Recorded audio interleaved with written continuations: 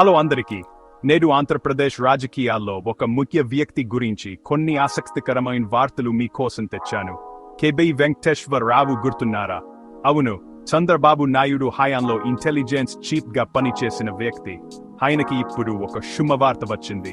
YSR Congress party అధికారంలోకి వచ్చినప్పుడు ఆయనపై అధికార దుర్వినియోగం, నిన్య పరికరాల కొనుగోలులో అవకతవకలు వంటి అనేక ఆరోపణలు చేశారు. దీంతో ఆయనను సస్పెండ్ చేశారు. కానీ ఇప్పుడు ఏమందో తెలుసా? డిసెంబర్ 26 నాటికి ఆయనపై ఉన్న అన్ని ఆరోపణలను వెనక్కి తీసుకున్నారు. అవును, మీరు విన్నది నిజమే.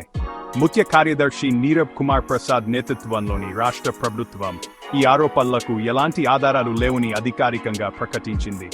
ఇంకా ఏంటంటే, ఈ విచారణలో ఆంధ్రప్రదేశ్ ప్రభుత్వానికి ఎలాంటి ఆర్థిక నష్టం జరగలేదని తేలింది. ఆ నిధులను state trading corporation of India limited కి తిరిగి ఇచ్చేశారు. మరియు టెండర్ ప్రక్రియను లోనే రద్దు చేశారు. అంటే ఎటువంటి నష్టం జరగలేదు కదా.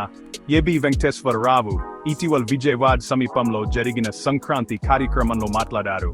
గత 10 తన ఖమ్మ సామాజిక వర్గానికి, ఖమ్మం పారిశ్రామికవేత్తలకు, అధికారులకు ఎదురైన కట్టాల గురించి, ముఖ్యంగా వైఎస్ఆర్ కాంగ్రెస్ పార్టీ ప్రభుత్వం వల్ల వారిల్లించిన ఇబ్బందుల గురించి ఆయన మాట్లాడారు.